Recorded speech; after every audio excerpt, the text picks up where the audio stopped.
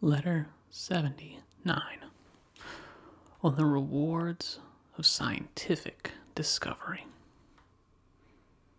I have been awaiting a letter from you, that you might inform me what new matter was revealed to you during your trip round Sicily, and especially that you might give me further information regarding Charybdis itself. I know very well that Scylla is a rock, and indeed a rock not dreaded by mariners. But with regard to Charybdis, I should like to have a full description, in order to see whether it agrees with the accounts in mythology, and if you have by chance investigated it, for it is indeed worthy of your investigation. Please enlighten me concerning the following. Is it lashed into a whirlpool by a wind from only one direction?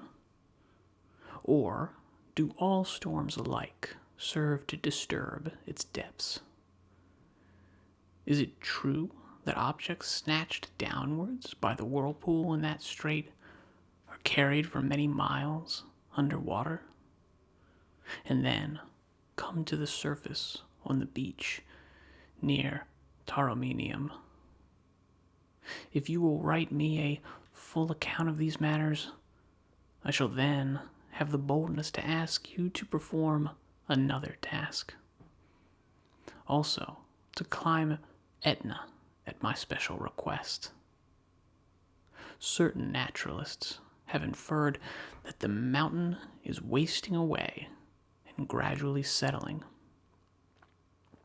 because sailors used to be able to see it from a greater distance. The reason for this may be not that the height of the mountain is decreasing, but because the flames have become dim and the eruptions less strong and less copious. And because for the same reason, the smoke also is less active by day. However, either of these two things is possible to believe.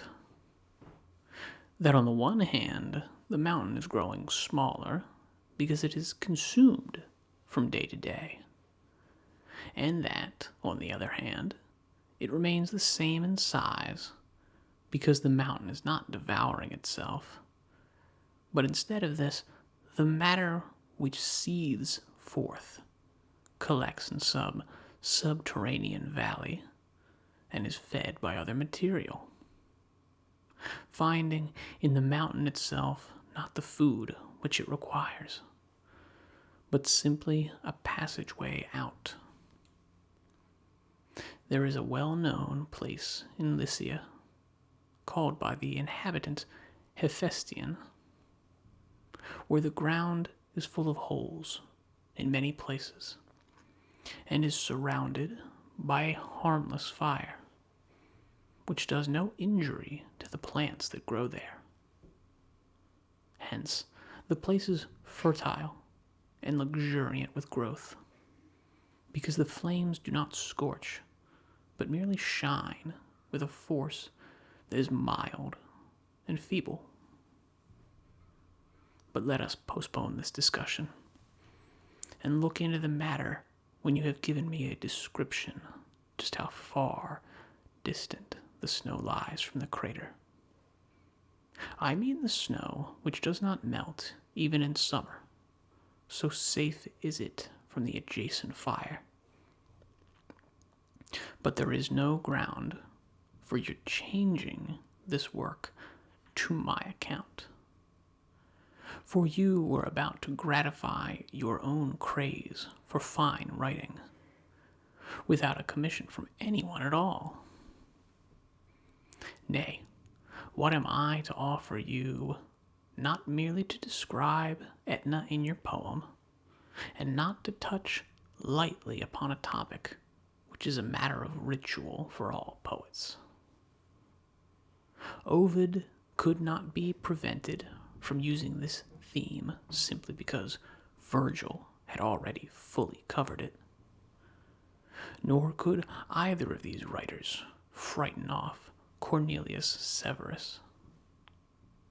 Besides, the topic has served them all with happy results, and those who have gone before seem to me not to have forestalled all what could be said, but merely to have opened the way.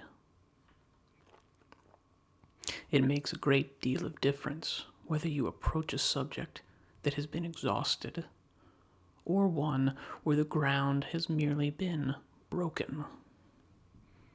In the latter case, the topic grows day by day, and what is already discovered does not hinder new discoveries.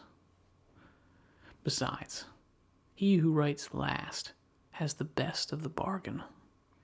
He finds already at hand words which, when marshaled in a different way, show a new face. And he is not pilfering them as if they belong to someone else when he uses them, for they are common property. Now, if Etna does not make your mouth water, I am mistaken in you. You have for some time been desirous of writing something in the grand style, and on the level of the older school, for your modesty does not allow you to set your hopes any higher. This quality of yours is so pronounced that, it seems to me, you are likely to curb the force of your natural ability if there should be any danger of outdoing others. So greatly do you reverence the old masters. Wisdom has this advantage, among others, that no man can be outdone by another, except during the climb. But when you have arrived at the top, it is a draw. There is no room for further ascent. The game is over. Can the sun add to his size? Can the moon advance beyond her usual fullness? The seas do not increase in bulk. The universe keeps the same character, the same limits. Things which have reached their full stature cannot grow higher. Men who have attained wisdom will therefore be equal and on the same footing. Each of them will possess his own peculiar gifts. One will be more affable, another more facile, another more ready of speech, a fourth more eloquent. But as regards the quality under discussion, the element that produces happiness, it is equal in them all. I do not know whether this Etna of yours can collapse and fall in ruins, whether this lofty summit, visible for many miles over the deep sea, is wasted by the incessant power of the flames. But I do know that virtue will not be brought down to a lower plane, either by flames or by ruins. Hers is the only greatness that knows no lowering. There can be for her no further rising or sinking. Her stature, like that of the stars in the heavens, is fixed. Let us therefore strive to raise ourselves to this altitude. Already, much of the task is accomplished. Nay, rather, if I can bring myself to confess the truth, not much. For goodness does not mean merely being better than the lowest. Who that could catch but a mere glimpse of the daylight would boast his powers of vision? One who sees the sun shining through a mist, may be contented, meanwhile, that he has escaped darkness, but he does not yet enjoy the blessing of light. Our souls will not have reason to rejoice in their lot until, freed from this darkness in which they grope, they have not merely glimpsed the brightness with feeble vision, but have absorbed the full light of day and have been restored to their place in the sky, until, indeed, they have regained the place which they held at the allotment of their birth. The soul is summoned upward by its very origin, and it will reach that goal even before it is released from its prison below, as soon as it has cast off sin and, in purity and lightness, has leaped up into celestial realms of thought. I am glad, beloved Lucilius, that we are occupied with this ideal, that we pursue it with all our might, even though few know it, or none. Fame is the shadow of virtue.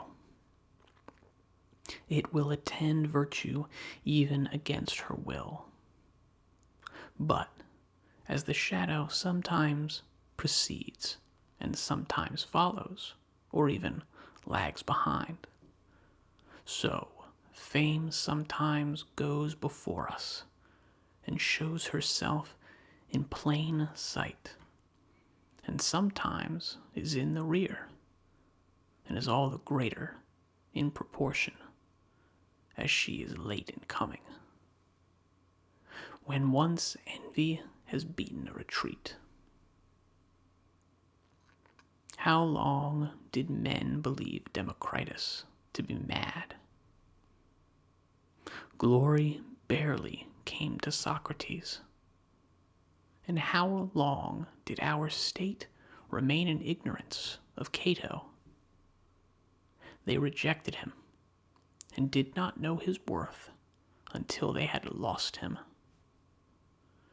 If Rutilius had not resigned himself to wrong, his innocence and virtue would have escaped notice. The hour of his suffering was the hour of his triumph. Did he not give thanks for his lot and welcome his exile with open arms?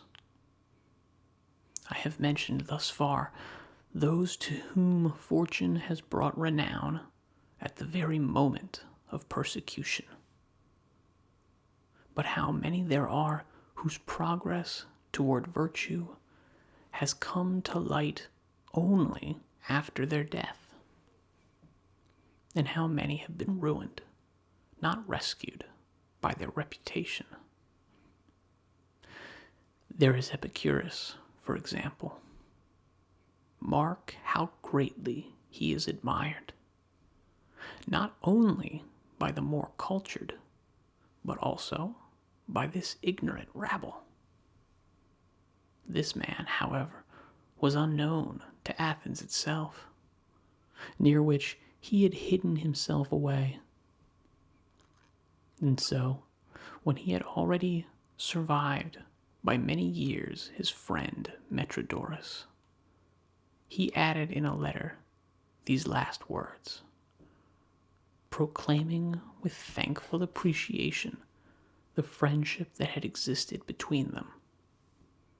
So greatly blessed were Metrodorus and I, that it has been no harm to us to be unknown, and almost unheard of, in this well-known land of Greece. Is it not true, therefore, that men did not discover him until after he had ceased to be? Has not his renown shone forth for all that. Metrodorus also admits this fact in one of his letters, that Epicurus and he were not well known to the public, but he declares that after the lifetime of Epicurus and himself, any man who might wish to follow in their footsteps would win great and ready-made renown. Virtue is never lost to view, and yet, to have been lost to view is no loss. There will come a day which will reveal her, though hidden away or suppressed by the spite of her contemporaries. That man is born merely for a few, who thinks only of the people of his own generation. Many thousands of years and many thousands of peoples will come after you. It is to these that you should have regard. Malice may have imposed silence upon the mouths of all who are alive in your day, but there will come men who will judge you without prejudice and without favor. If there is any reward that virtue receives at the hands of fame, not even this can pass away. We ourselves, indeed, shall not be affected by the talk of posterity. Nevertheless, posterity will cherish and celebrate us, even though we are not conscious thereof. Virtue has never failed to reward a man, both during his life and after his death, provided he has followed her loyally, provided he has not decked himself out or painted himself up, but has always been the same, whether he appeared before men's eyes after being announced, or suddenly and without preparation. Pretense accomplishes nothing. Few are deceived by a mask that is easily drawn over the face. Truth is the same in every part. Things which deceive us have no real substance. Lies are thin stuff. They are transparent if you examine them with care. Farewell.